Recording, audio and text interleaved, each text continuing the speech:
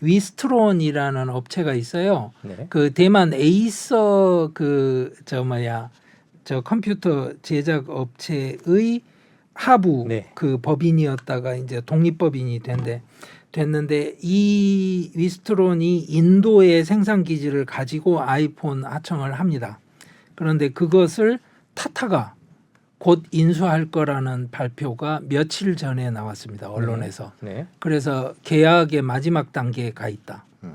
그런데 생각해 보세요. 자, 아니 중국에 있는 아이폰 위탁 생산은 대만 업체에서 하지 않습니까? 네. 그런데 대만 업체가 인도에서 그냥 하면 되는데 왜 타타가 인수를 해야 되죠? 글쎄요.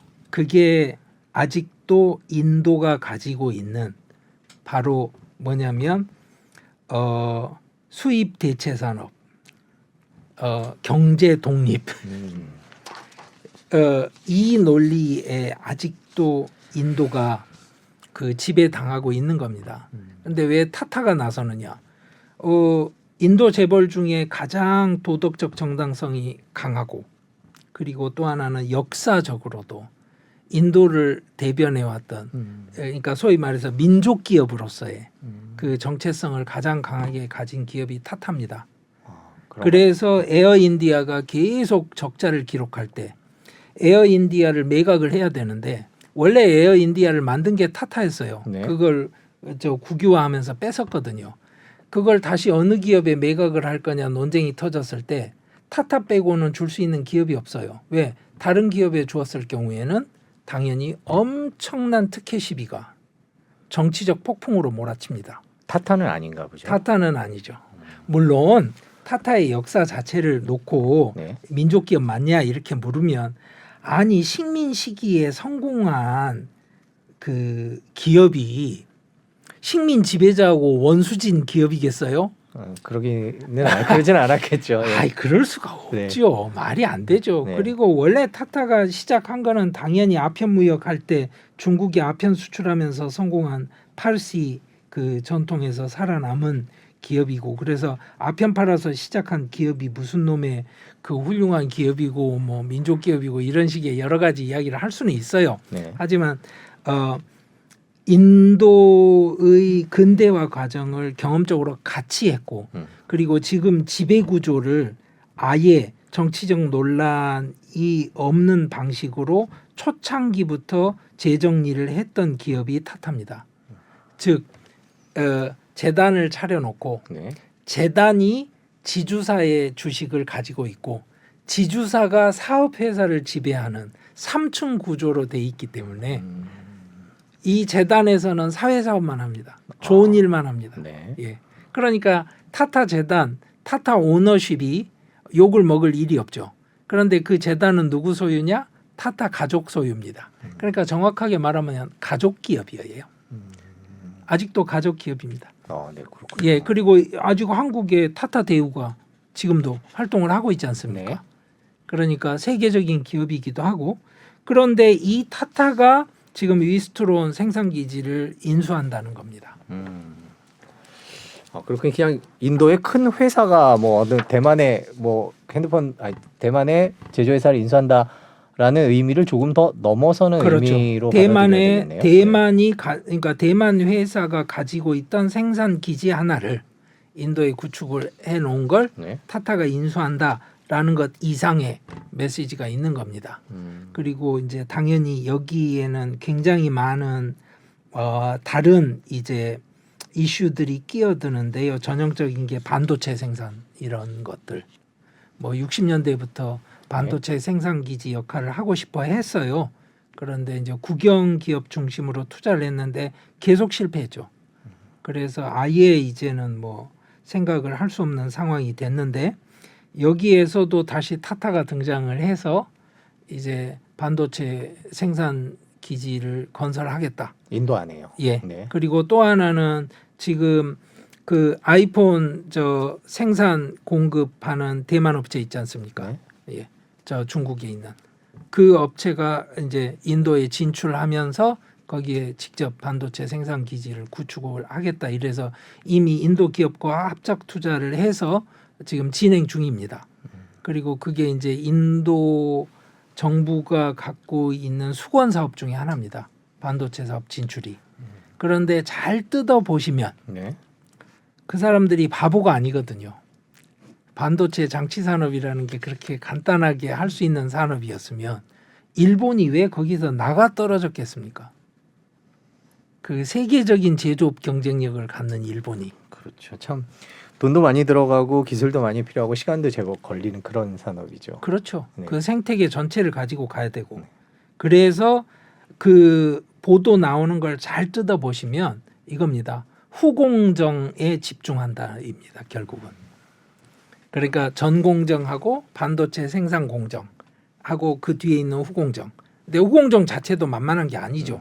그리고 아시다시피 이제 중국이 특히 후공정 같은 데 굉장히 강하고 그리고 대만이 이제 후공정이 또 제조 공정과 함께 강하다 보니까 지금 TSMC 같은 이제 성공 모델이 만들어지고 한 건데 인도 산업 전략은 공식적으로는 우리가 반도체 산업에 진출한다라고 발표를 해서 정치적으로 이슈를 만든 다음에 국가에서 아마 보조금을 지금 굉장히 많이 지급을 하기로 결정이 돼 있는 상황인데 현실적으로는 뭔가 뿌리를 내릴 수 있는 가능성으로 후공정 분야에 집중을 하는 것 같습니다.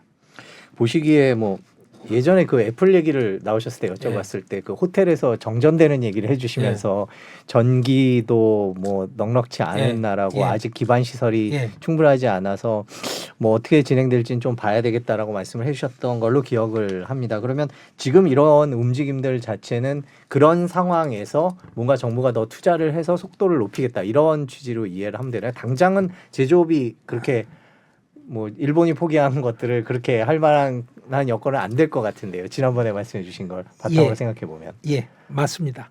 사실은 그런데 문제는 모든 분야에서 끊임없이 시도를 하는 것 이상의 그 해결책이 없습니다. 잘 생각해 보시면 제조업을 어떻게인가 만들어야 되는데 자 자동차 산업을 하고 싶다? 그러면 다음에 금방 나오는 이야기가 뭐겠어요? 철을 어디서 구해? 그러면 철강을 해야 되나? 그러면 자동차는 언제 하지? 그런데 철강을 하고 싶으면 우리나라 철광석 있나? 뭐 이것부터 시작해서 그러면 뭐 벌크선은 어디서 구해서 철광석 어디다 실어 오지?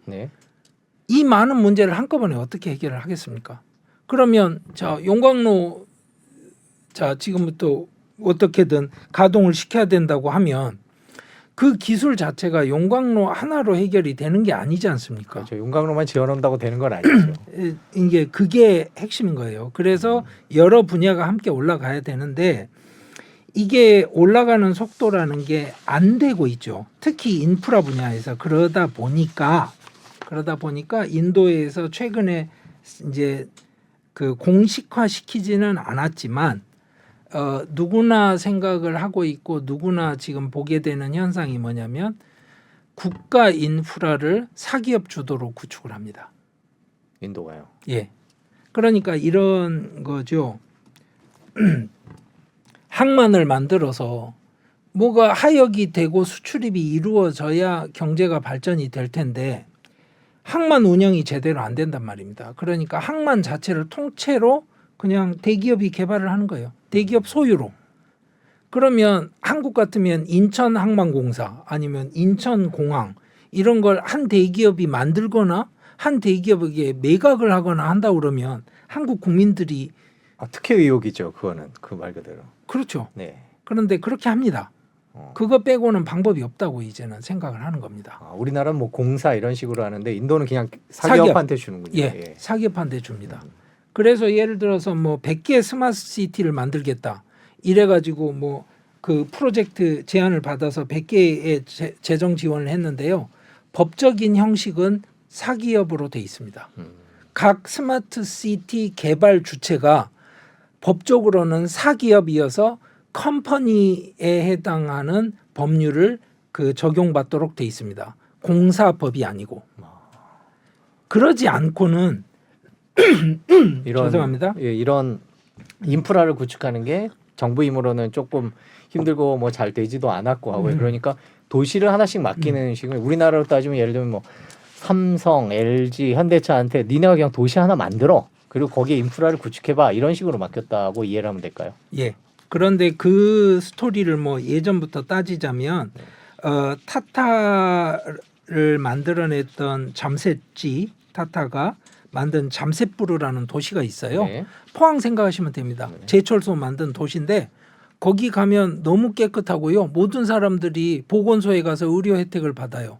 국가에서 해주는 게 아니라 타타 제철소 회사에서 해줘요. 그러니까 무슨 이야기냐면 포항 시내에 있는 모든 인프라와 모든 보건소와 모든 학교는 포항제철에서 관리하고 알아서 하는 겁니다. 그러니까 실제로 잘 됐던 경험을 갖고 있군요. 인도는. 네. 예. 그런데 그게 과연 뭐 올바른 결정이고 올바른 방식이냐 이거는 다음 문제고요. 네. 현실적으로 지금 현재 인도 정부가 생각하는 속도를 낼 수 있는 개발 방식이 공적 개발이 아닌 거예요. 거기에는 뭐 여러 가지가 있습니다. 첫째는 공공 재원을 조달을 해서 투자할 수 있는 상황이 아니고요. 왜냐하면 세금을 내는 사람이 몇 명 안 되니까 네. 세금을 못 걷으니까. 네. 그리고 또 하나는 그게 저축률이 안 됩니다. 왜 그러냐면 금으로 사서 쌓아놓는단 말이죠. 그리고 침대 밑에 고액권으로 쌓아두고 사회적 신뢰가 없기 때문에 네. 제가 왜 은행을 믿어야 돼요? 내 돈인데 왜 은행에 넣어요? 예를 들어서 기자님 이렇게 여쭤볼게요. 기자님이 20년간 노력해서 만든 자산이 그 어느 은행에 들어 있는데 기자님 갖고 있는 거는 모니터상에 나타나는 숫자밖에 없잖아요. 네. 어느 날 뻐근나서 그거 지워지면 어떡하죠? 글쎄 그 은행에 대한 신용기관에 대한 신뢰기도 하고 그래서 어르신들이 제가 예전에 경제부 있을 때 보면 종이 통장이 꼭 있어야 된다, 증거가 있어야 된다 그런 얘기도 하시긴 하는데 기본적으로는 은행에 대한 신뢰겠죠. 그거밖에 없죠. 뭐 버그 때문에 지워진다 그런 생각을 해보긴 했습니다. 저도 이렇게 되면 어떡하지 예전에. 예, 그렇죠. 당연히 백업 시스템이 있고 네. 물론 전시에도 그렇죠. 다 할 수 있게 돼 네. 있습니다만, 네. 오케이, 제가 그 말씀을 드리는 겁니다. 그러니까 무슨 말이냐면 이 투입할 수 있는 자본을 동원할 수 있는 그 길도 없는 거예요. 네. 공적 개발 방식으로는. 그러면 이제 사적인 개발 주체가 나서게 되면 상장을 한다거나 다른 방식의 그 재무적 투자자를 유치를 한다거나 이런 방식으로 사업을 진행할 수 있죠. 지금 고속철 같은 경우만 해도 이런 겁니다. 뭐 서울에서 부산까지 공사를 해서 금년까지 마치겠다 발표를 했는데 지금 나가 있는 진도가 용인까지 가고 있어요. 네. 부산은 언제 갈까요? 지금 상황이 그렇습니다. 그러니까 10분의 1 정도 진도가 나가는 상황으로. 그게 왜 그러냐면 이제 그다음 이야기는 저 별도의 이야기이긴 한데요. 이런 상황에서 차라리 철도 자체 운영권뿐만이 아니라 건설 자체도 사기업에 맡기면 빨라지겠죠. 예. 그리고 또 하나는 아마 비용 대비 효율성은 높아지겠죠. 이게 공정하냐, 공공성 시비에 문제가 있고 기타 등등이 있기 때문에 문제는 있을 수 있습니다만 현재 지금 인도 경제의 흐름은 그 방식으로 쏠려가고 있습니다. 이 대목에서 네. 약간 다른 이야기를 좀 해드리고 싶어요. 이게 뭐냐면 인도 경제가 발전한다라는 이야기, 나아진다는 이야기, 그리고 인도 정부에서는 이미 증명이 끝났다는 이야기까지 막 하고 있는데요. 저한테 인도 현장에서 일하시는 분들이 가끔 연락을 주십니다. 네. 요즘은 또 이제 저 스마트폰으로 다 연락이 네. 가능한 시절이 됐지 네. 않습니까? 네. 그러면 제가 드리는 답의 대부분의 경우는 첫 문장이 그겁니다. 고생이 많으셨겠어요.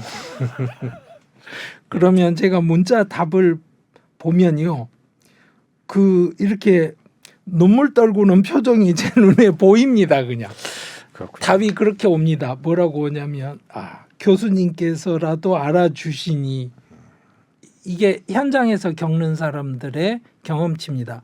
그 말씀을 드리려고 해요. 무슨 얘기냐면 방금 기자님 표현하신 것처럼 콘크리트로 건물을 세워서 제조업이 되는 것이 아닙니다.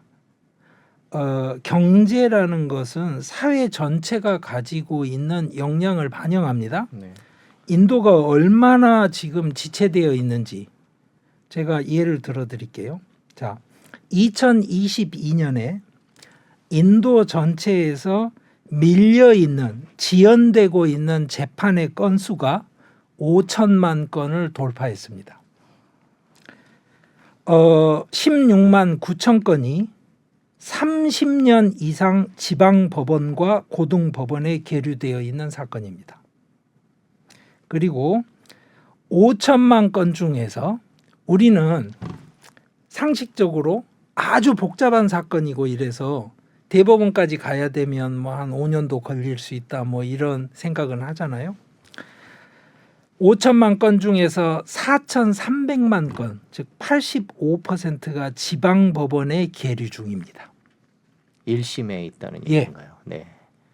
그래서 국가 발전 전략을 세우기 위해서 만들어진 니티 아욕이라는 이제 전략 연구 기관이 있는데 여기서 발표한 겁니다. 국가에서 발표한 거예요. 2018년 기준으로 지금 밀려 있는 재판들을 다 소화하는데 새로 들어오는 거 없이 이야기해도 324년이 걸립니다. 자, 그러면 제가 지금 반도체 공장을 하나 세우고 싶어요. 그래서 파일을 박았어요. 기둥 세우기 위해서. 근데 옆에 살던 사람이 당신 파일 박느라고 해서 진동이 생겨서 내 집 벽에 금 갔어. 그러니까 우리 집 무너질지 몰라. 가처분 소송 낼 수도 있지 않습니까? 네. 무슨 일을 하건 경제활동이라는 건 이해관계의 상충을 낳을 확률이 높습니다. 그러면 민주주의 국가에서는 어떻게 되나요?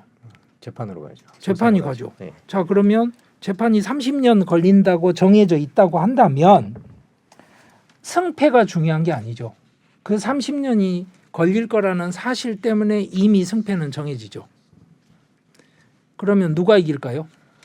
아무것도 안 하는 사람이 항상 이깁니다. 네, 뭔가 하려는 사람들은 계속 지체가 되겠네요. 그렇죠. 지는 왜? 거죠. 지는 거예요. 네. 비용이 늘어나고 뭐 여러 가지 뭐 그 지체가 되기 때문에 이게 인도의 현실입니다. 그러면 자, 애플이 스마트폰 만들기 위해서 인도 법원의 문제를 해결해 줍니까? 아니겠죠. 제가 그 말씀을 드리는 겁니다. 그래서 인도 현장에 가서 일을 하시는 분들에게 고생 많으셨겠어요. 이렇게 제가 짧게 답을 드리면 네. 정말 가슴에 와닿는 겁니다. 거기 계시는 분들.